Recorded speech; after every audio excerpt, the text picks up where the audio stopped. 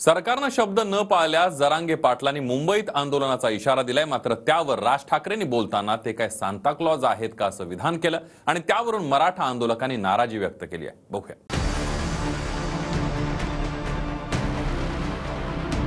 25 डिसेंबरला ते काय सांता क्लॉज म्हणून येणार का? ते शांताराम कोण आहे? Santa Claus. सरकारनं वायदा न पाळल्यास मुंबईत आंदोलनाचा इशारा जरांगे पाटलांनी दिलाय। त्यावर ते काय सांता क्लॉज बनून येणार का या राज ठाकरेंच्या विधानानं मराठा आंदोलकांनी नाराजी वर्तवली।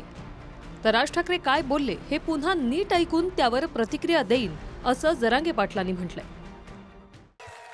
नाही दिलं तर आपलं काय त्रास आहे का? त्यांना चाललं आपलं सहज बनव मुंबई फिरायला यायला लागलो आम्ही। आमच्या भाकरी तुकडे सगळं संघ घेऊन येतो। तुम्हाला त्रास देणार नाही, तुम्ही पाणी पाजू नका, फक्त आगाची व्यवस्था करा आमची इतक्या जणांची। अरे मग ते करायला लागेल का नाही? 2.5 कोटी लोकांची आत्ता नोंद झाली आमच्याजवळ मुंबईला येणारची। मग आता आम्ही कुठे जावा भाऊ? 25 डिसेंबरला ते काय सांता क्लॉज म्हणून येणार का? बघू आता काय करतात, नंतर बघू। आता ते तसं म्हणतात का? अच्छा, ठाकरे म्हणतात तुम्ही 25 तारखेला जर येणार मुंबईमध्ये तर सांता क्लॉज बनून येणार आहे का? ते शांताराम कोण आहे? थांबा, मला अधिकृत बाईट बघू द्या, मग मी बोलतो।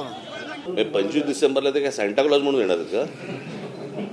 गमतीशीर जरी ते बोलले असतील की सांता क्लॉज आहे का बहुते येणारसारखे, की सांता क्लॉज हा तुमच्यासाठी असेल कारण आम्ही छत्रपती शिवाजी महाराजांना मानणारे मावळे आहोत। जेव्हा आम्ही मुंबईमध्ये येऊ तर त्यांना दाखवून देऊ की सांता क्लॉज काय असता आणि छत्रपती शिवरायांचे मावळे काय असतात। मनोज जरांगे पाटील त्यांना उत्तर द्यायला समर्थ आहेत।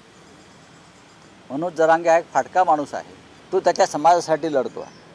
राज ठाकरे कशावरनं कोणावरही टीका करू शकतात, ते महान आहेत, ते एकमेव अद्वितीय आहेत। याआधी राज ठाकरेंनी स्वतः जालन्यात भेट दिली होती आणि जालन्यातल्या लाठीचार्जवरून गृह विभागावर टीकाही केली। मात्र आता जरांगेंमागे नेमकं कोण आहे अशी शंका व्यक्त करत त्यांनी यामागे राजकारणाची शक्यता वर्तवली आहे। ज्या लोकांनी तुमच्यावरती काठ्या बरसवल्या ना, ज्या लोकांनी तुमच्यावरती बुलेट बंदुकीतनं मारायला लावल्या ना पोलिसांना, त्या सर्व लोकांना तुम्ही पहिल्यांदा मराठवाडा बंदी करून टाका। पाऊल ठेवू देऊ नका इकडे त्याला, जोपर्यंत केलेल्या गोष्टीचं जोपर्यंत ती माफी मागत नाहीत। काल मी कुठेतरी ऐकलं देवेंद्र फडणवीस म्हणाले झालेल्या गोष्टीचं कोणी राजकारण करू नये। अरे वा, हे जर विरोधी पक्षामध्ये असते तर ह्यांनी काय केलं असतं? हेच केलं असतं ना राजकारण। आता ते जरांगे पाटील आहेत का? जरांगे पाटलांच्या मागून कोणतरी आहेत ज्याच्यातनं जातीयवादामध्ये महाराष्ट्र डिस्टर्ब करायचं ठरवलेलं आहे। कारण निवडणुका तोंडावरती असताना या सगळ्या गोष्टी आता सुरू होत आहेत, हे काही मला इतकं सरळ चित्र दिसत नाही। त्याच्यामुळे कालांतराने कळेलच यामागे कोण आहेत। लवकर शोधून आणा, तुमची जास्त ओळखी आहेत, माझ्या जरा कमी आहेत, तुम्हाला शोधू शकतो तो माणूस कोण आहे ती। आम्हाला फक्त त्याचं नाव सांगा, आमच्या मागं कोण आहे, आम्हीच त्याला नीट करतो।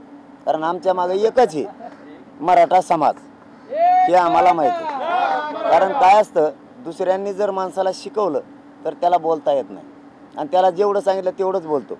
आम्ही आमच्या समाजाच्या मनातल्या वेदना मांडतो, त्यामुळे आम्हाला कोणालाच रोखता येत नाही। Bureau report, TV9 Marathi.